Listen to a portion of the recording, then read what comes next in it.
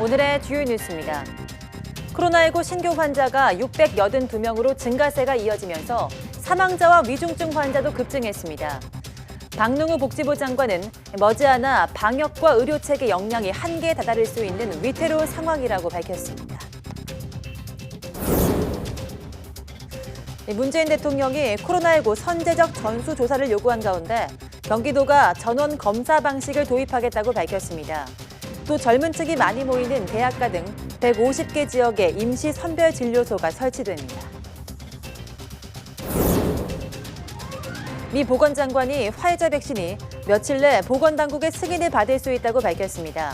이런 가운데 영국에선 화이자 백신을 접종받은 지 하루 만에 2명의 과민 반응 사례가 발생했습니다.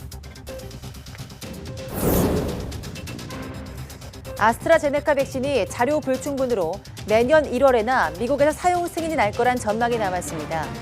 이 백신은 우리나라가 제일 먼저 도입하려던 백신으로 국내 백신 확보 계획에도 차질이 우려됩니다.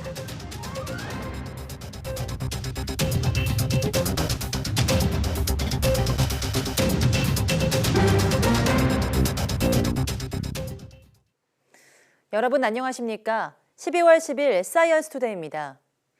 코로나19 신규 환자가 682명으로 이틀째 600명대를 기록했습니다.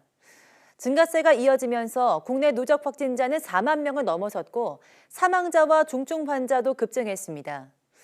중앙방역대책본부는 오늘 0시 기준 국내 누적 확진자가 4만 98명, 사망자는 8명이나 늘어난 564명이라고 밝혔습니다. 지역 발생은 646명으로 수도권을 중심으로 전국 모든 시도에서 환자가 나왔습니다. 서울 251명, 경기 201명, 인천 37명 등 수도권에서만 489명이 확진됐습니다. 위중증 환자는 23명이나 늘어서 누적 172명에 달해 병상 확보가 시급한 상황입니다.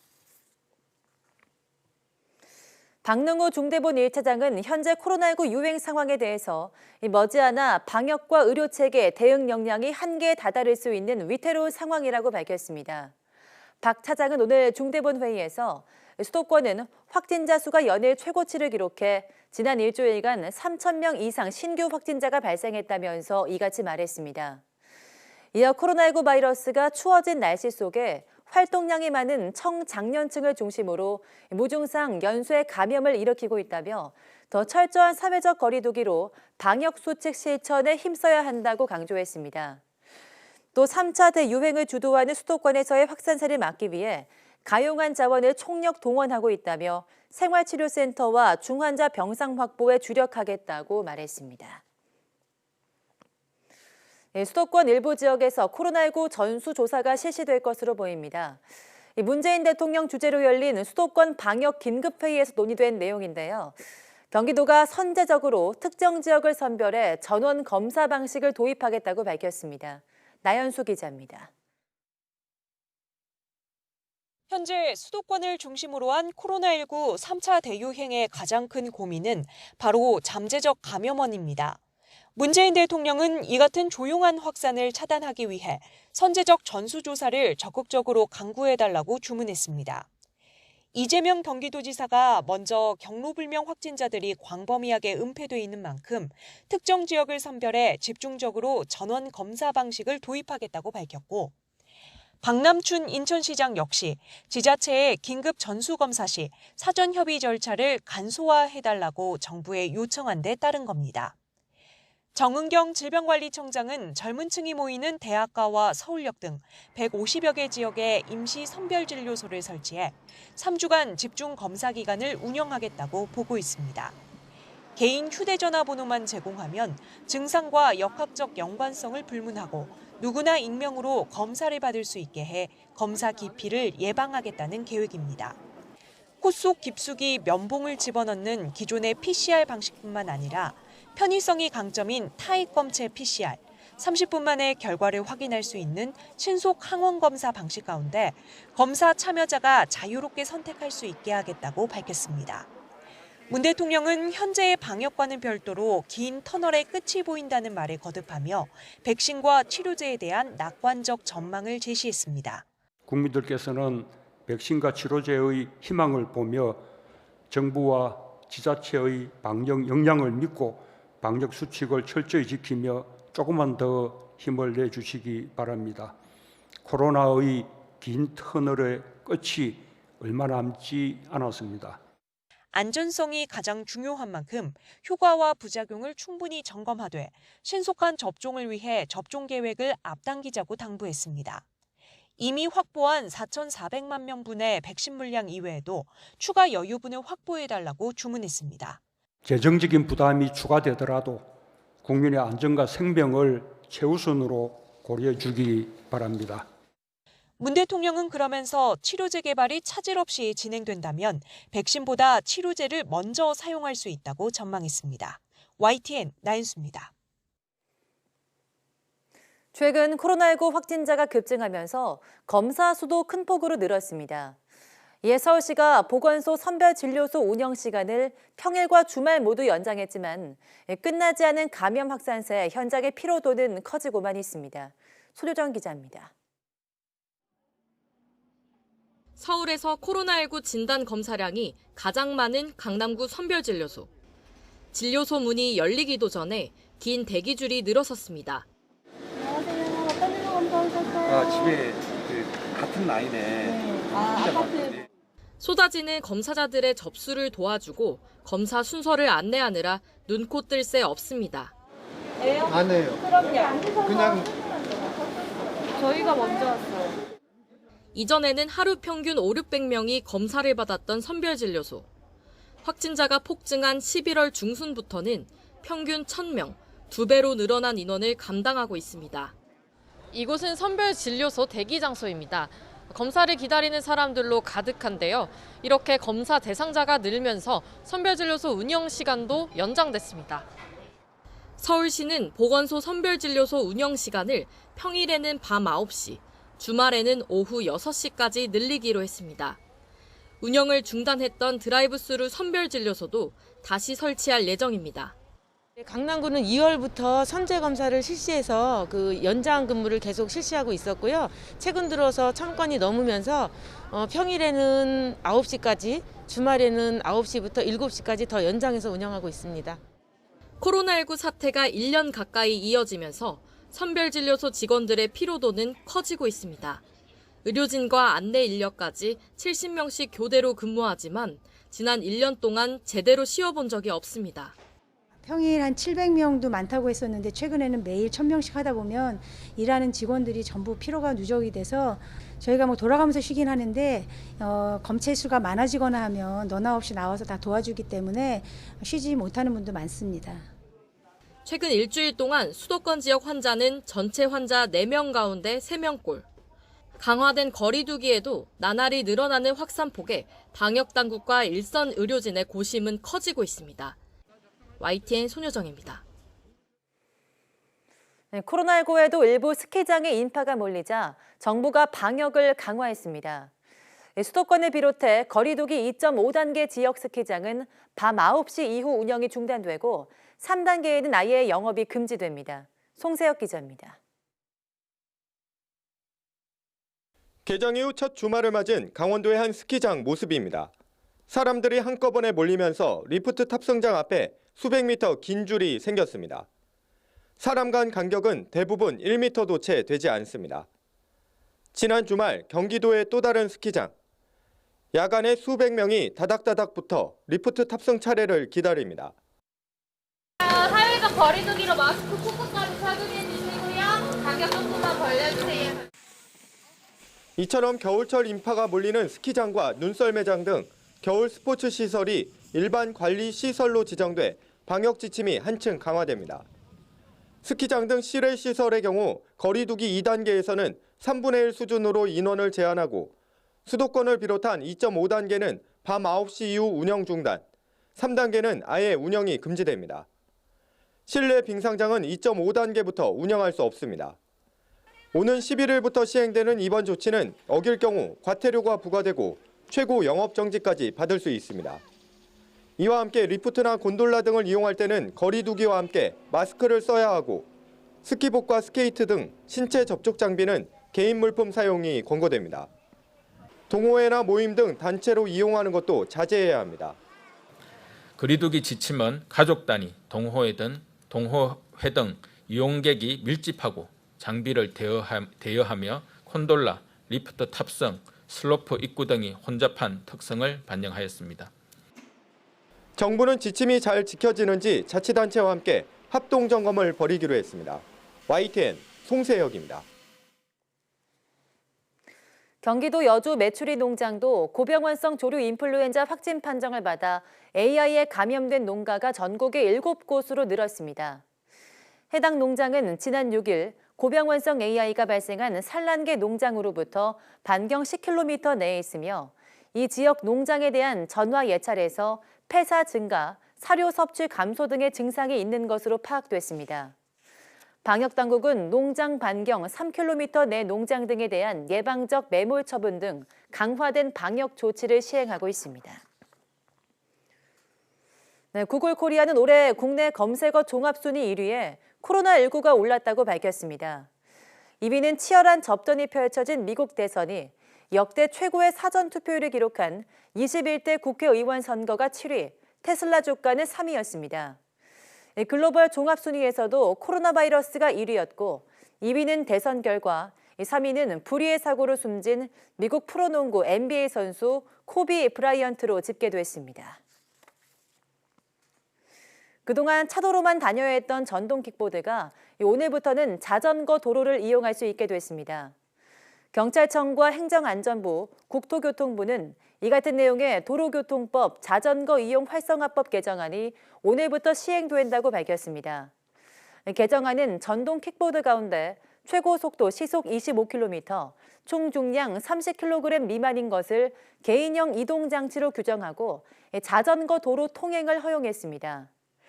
법 개정안 시행 이후에도 전동 킥보드가 인도로 주행하는 것은 여전히 불법으로 사고 시 처벌받게 됩니다. 또한 개정안은 만 13세 이상이면 면허 없이도 전동 킥보드를 이용할 수 있게 했습니다. 다만 어제 국회 본회의에서는 만 16세 이상, 원동기 장치, 자전거 면허 이상 운전 면허를 취득한 자로 안전 규제를 강화한 개정안이 통과되면서 내년 상반기 또 한 번 제도가 바뀌게 됐습니다. 네, 오늘 새벽 서울에 산발적으로 첫눈이 내렸습니다. 올겨울 첫눈은 예년보다 19일 늦고 2000년 이후 가장 늦은 첫눈 기록입니다. 기상청은 서울의 첫눈은 보통 11월 21일쯤 내리지만 올해 11월에는 찬 대륙 고기압 영향이 적었고 서해상으로 눈구름의 발달이 약했다고 밝혔습니다. 또 서풍 대신 북서풍이 자주 불어 서해안을 중심으로만 눈이 내리고 내륙에선 관측되기 힘들었다고 덧붙였습니다. 오늘은 오후 늦게부터 밤사이 서울 등 중부와 서해안에 산발적으로 눈 날리는 곳이 있겠고 이후 일요일부터 월요일 사이에는 한파 속에 수도권과 서해안을 중심으로 이번보다 더 많은 눈이 내릴 것으로 보입니다.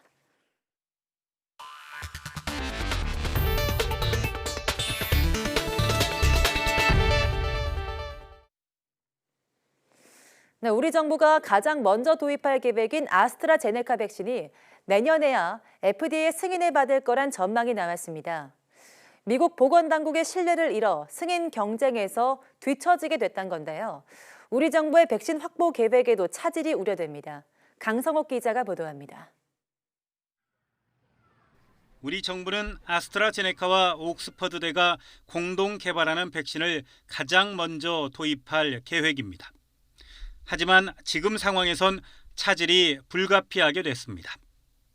뉴욕타임스는 아스트라제네카가 부작용 관련 자료를 미 식품의약국 FDA에 늑장 제출했고 이 때문에 미국 내 임상시험이 7주 동안 중단됐다며 그 사이에 경쟁사들이 치고 나갔다고 보도했습니다.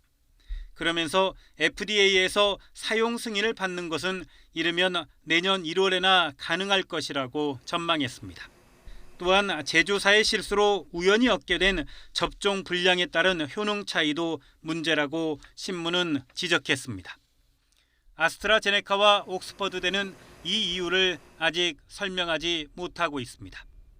이런 가운데 FDA는 영국에서 접종이 시작된 화이자와 바이오엔테크 백신의 과학적 평가 결과가 양호하다며 관련 자료를 공개하고 사용 허가 절차에 들어갔습니다.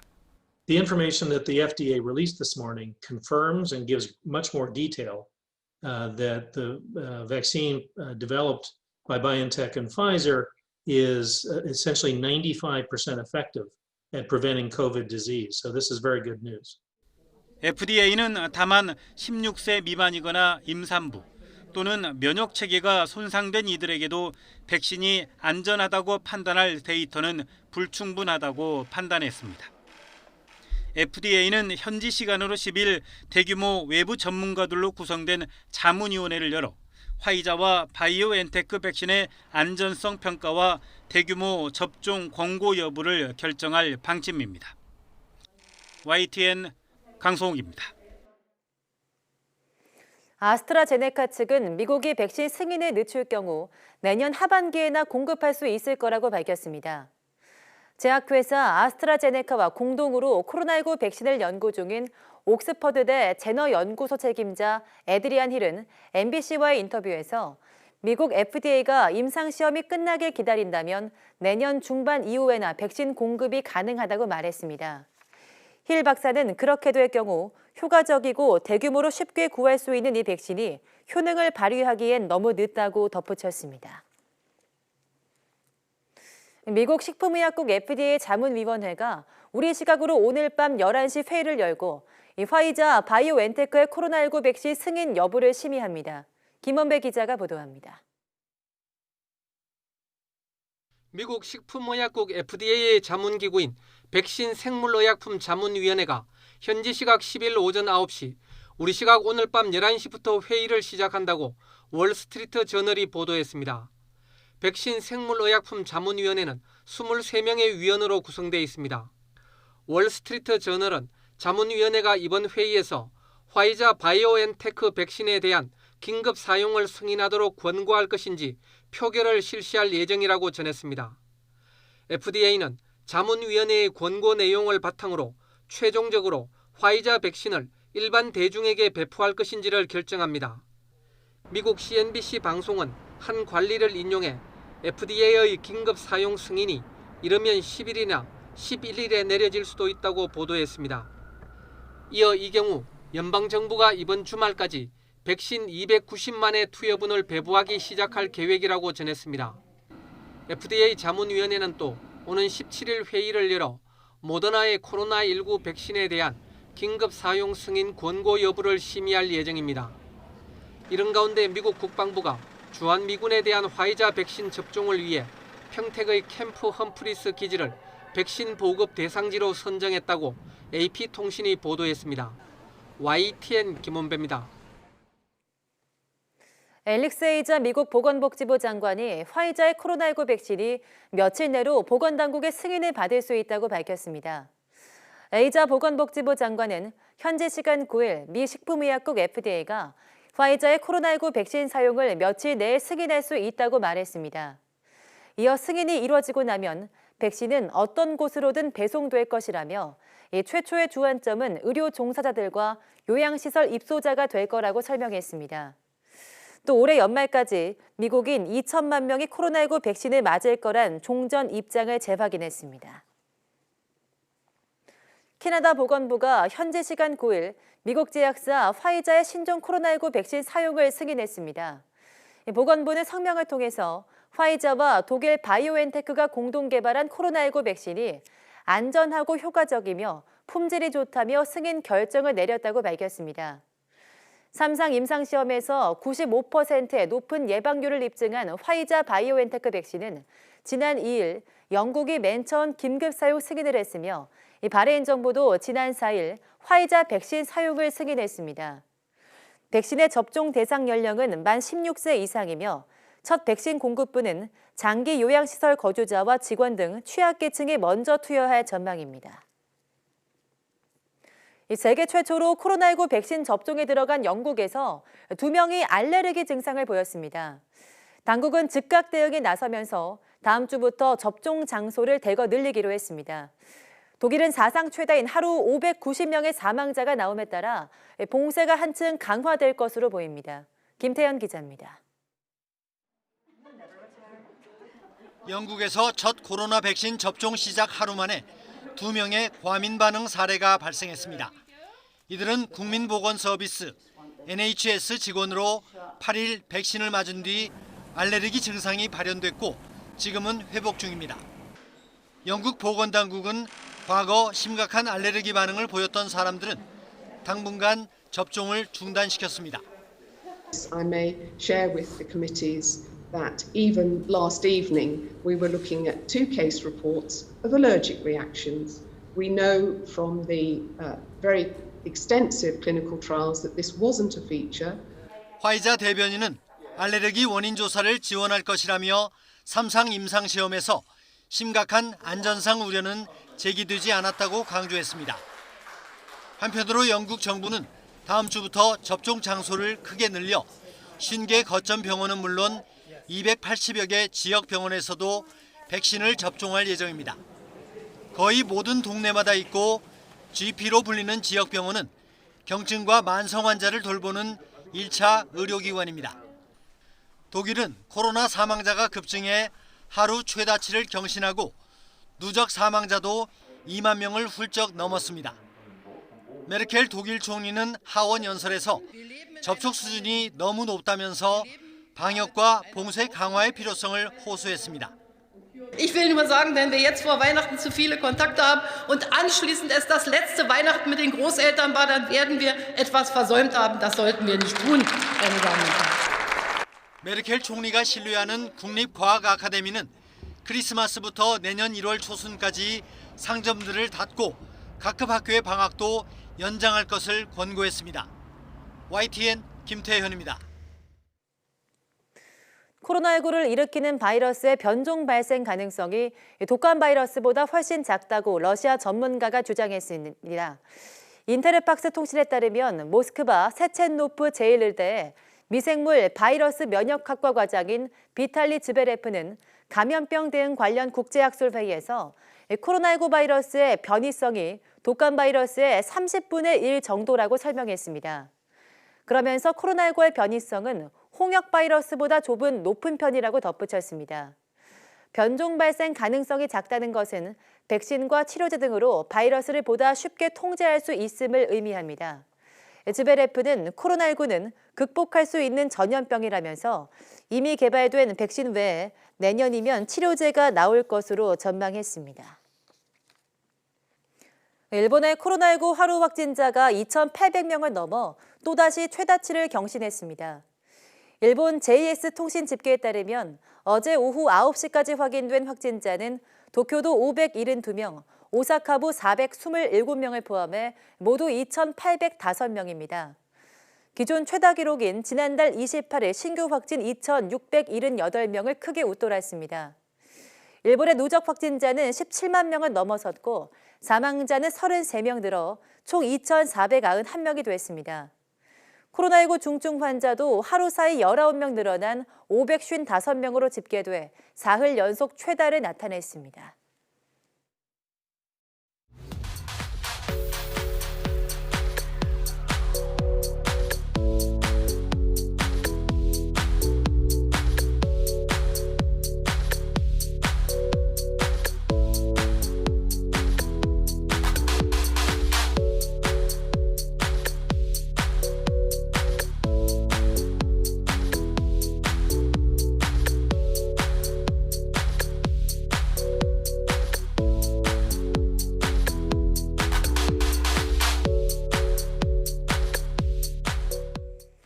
네, 21년 동안 전자서명에 사용돼온 공인인증서 제도가 오늘부터 폐지됩니다.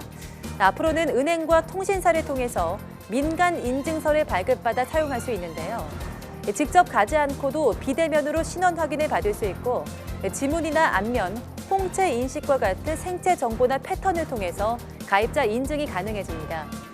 오늘 오후 4시 사이언스 투데이에서는 장석영 과학기술정보통신부 2차관 스튜디오로 초대해서 공인인증서 폐지 이후 디지털 뉴딜 전략에 대해서 이야기 나눠보겠습니다. 많은 시청 바랍니다. 함께해 주신 여러분 고맙습니다.